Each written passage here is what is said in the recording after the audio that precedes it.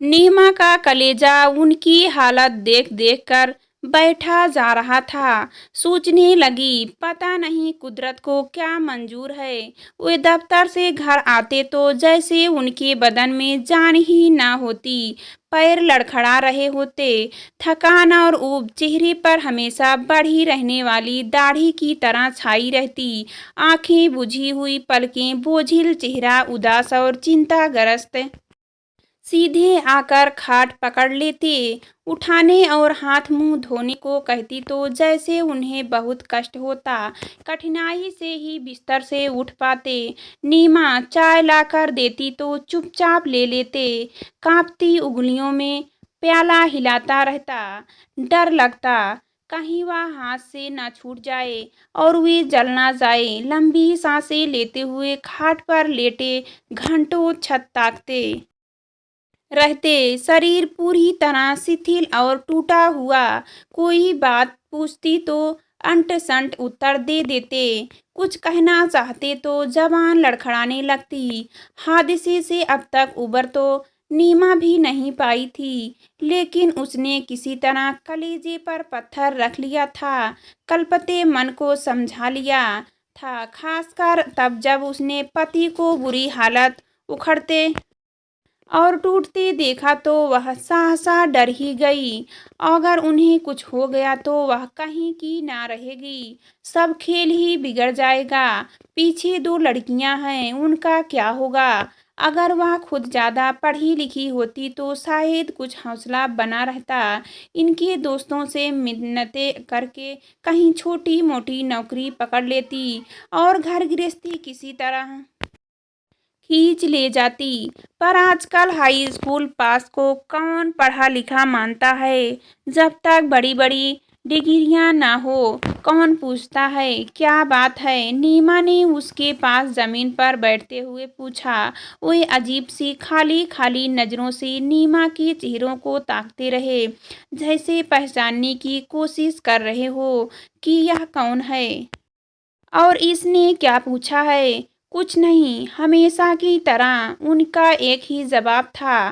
फिर इस तरह क्यों दफ्तर से आकर पड़ गए। नीमा उन्हें धीरे धीरे कुरेदती, जिससे कि वे कुछ खुले, उनका जी कुछ हल्का हो, कुछ अपनी कहे कुछ उसकी सुने। नीमा, उन्हें नहीं लगता कि अब जीना बिल्कुल व्यर्थ है।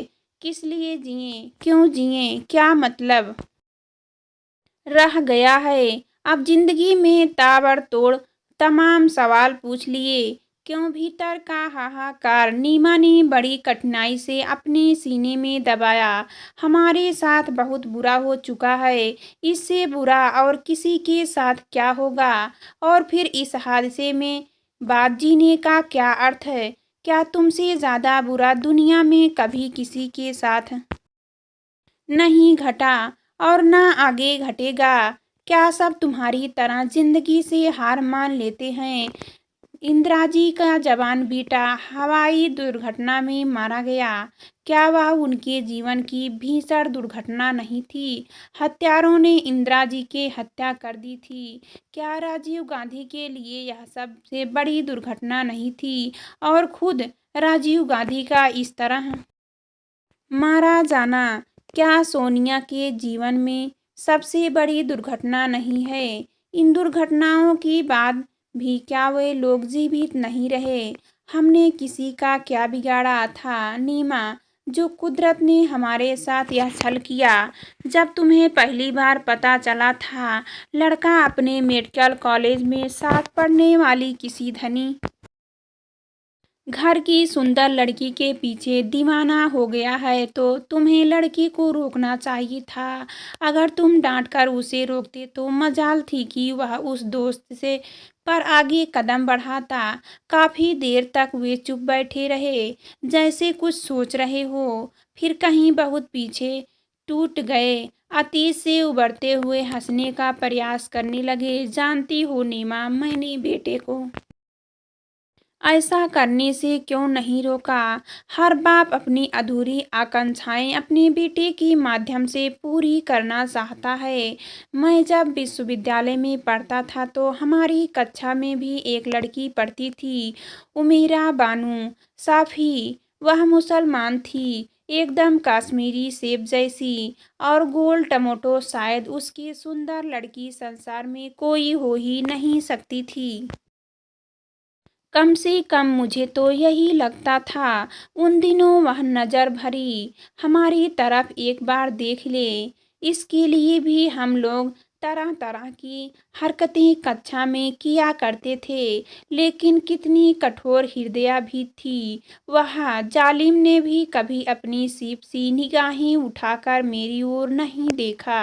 आखिर मैं एक दिन उसके रास्ते से ही अड़ गया। वह कतरा कर निकलने को हुई, लेकिन मैंने तो ठान रखा था उससे टकरा ही गया। तब उसने कुपित नज़रों से मेरी ओर पहली बार ताका। मैं आपको शरीफ लड़का मानती थी, आज पता चला कि आप भी कक्षा के छिछोरों की तरह ही हैं।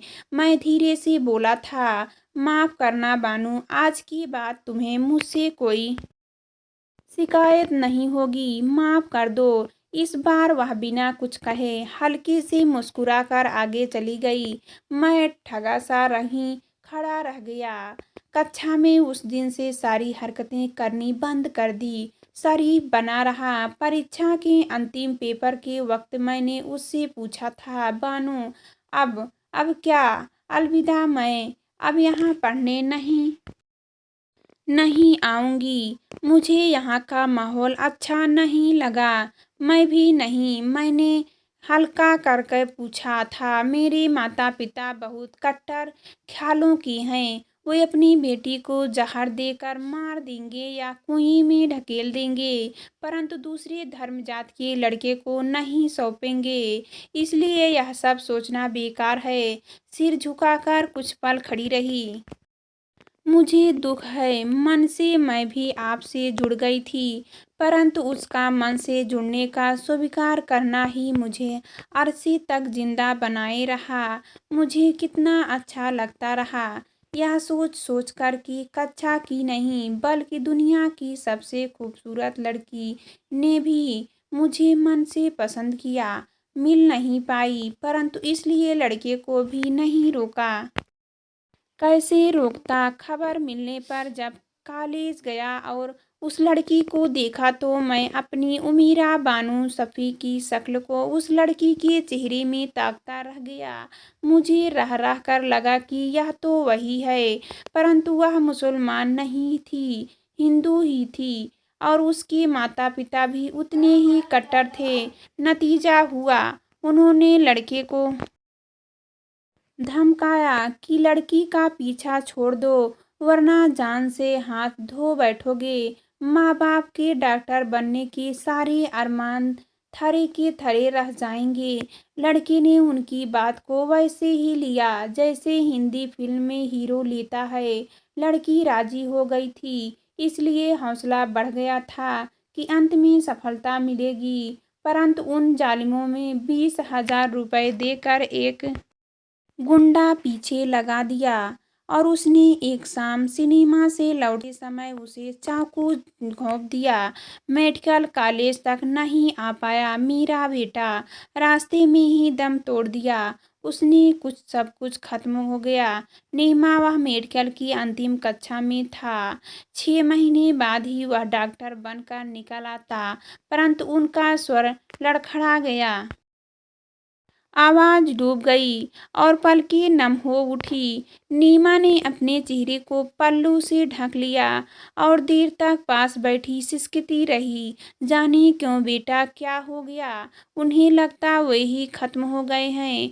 बेटे के साथ जुड़ी उनकी सारी तमन्नाएं, भविष्य की सारी कल्पनाएं, सारे सपने ही उनसे छीन लिए गए हैं।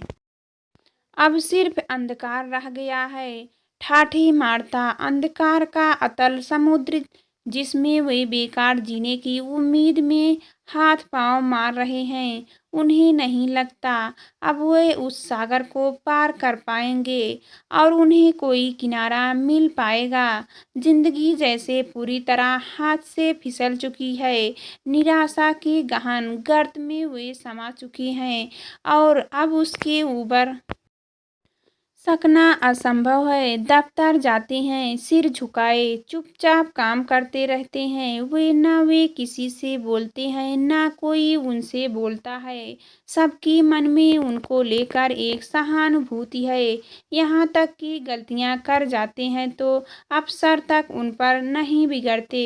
दूसरे को बुलाकर उनकी गलतियाँ सुधारने को कह देते हैं। जबरदस्त निराशा उनके भीतर घर कर गई है। जीवन का मोह छूट गया है। किसी काम में उनकी रुचि नहीं रह गई है। पहले वे बहुत लगन से काम करते थे। अफसर उनके काम में बहुत प्रशंसक थे। वही लिहाज अब तक चला आ रहा था। रात को सोते ही तो हर वक्त डरवाने सपने आते रहते हैं। नींद बीच बीच में चीख निकलने के कारण खुल जाती है। नीमा और दोनों लड़कियां उनकी चीख से डरकर जाग जाती हैं और उनके बिस्तर के पास आ उन्हें झिझोड़ने लगती हैं। क्या हुआ पिताजी, कोई बुरा सपना देखा क्या? बुरा वे घबराकर उनकी आवाज़ें में कहते हैं। क्या इन स्थितियों में कोई अच्छे सपने भी देखे जा सकते हैं?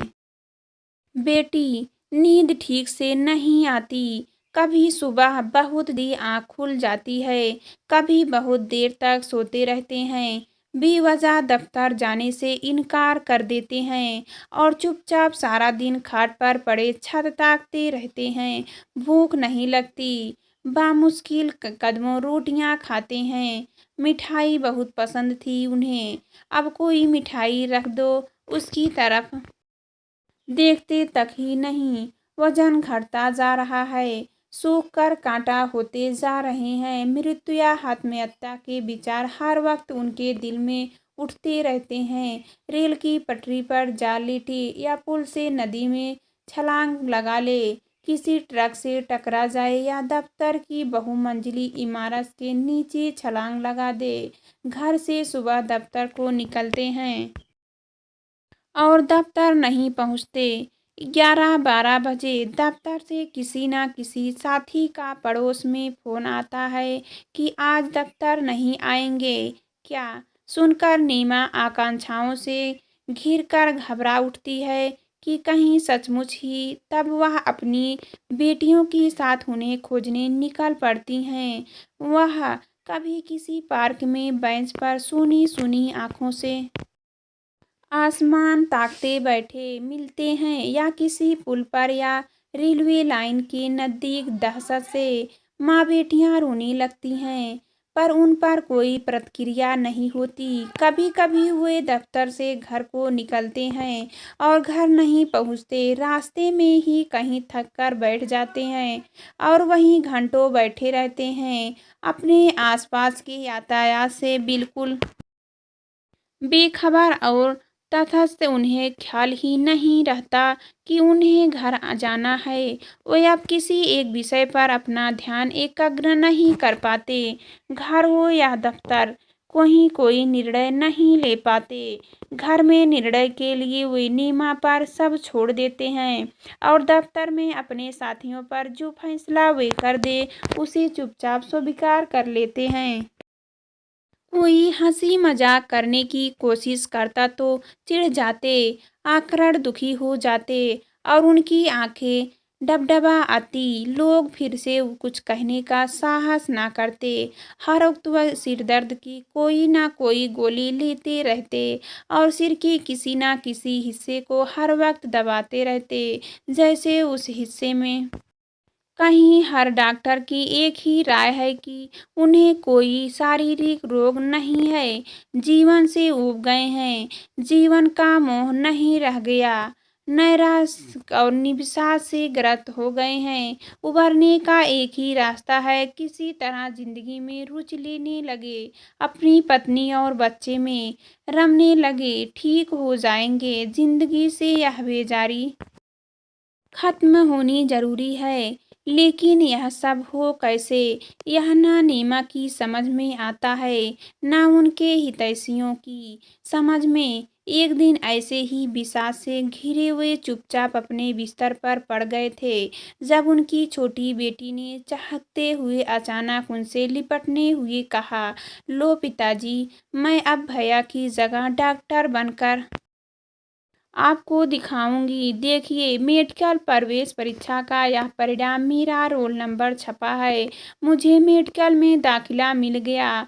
बोलिए, पढ़ाएंगे ना हमें उसी तरह जैसे भैया को पढ़ा रहे थे, मानेंगे अपना बेटा? मुझे नीमा दौड़ी हुई रसोई से बाहर आई और भौचक सी उनकी ओर ताकती रही। उसे लगा जैसे उनके चुसे हुए पीले चेहरे पर कहीं जिंदगी की लकीरें उभरने लगी हैं। उनकी आंखों के बोझ दिए एकाएक ही जैसे फिर जगमगाने लगे हैं, और चेहरा धीरे धीरे सिमटी सहमी अवस्था से उबर कर खिलने लगा है। उन्हें जैसे बेटी पर भरोसा नहीं होता। समय के बावजूद भी वे बेटी को बाहों में समेटकर चूमने लगते हैं, और उनकी आंखों से झरझर आंसू बहने लगते हैं।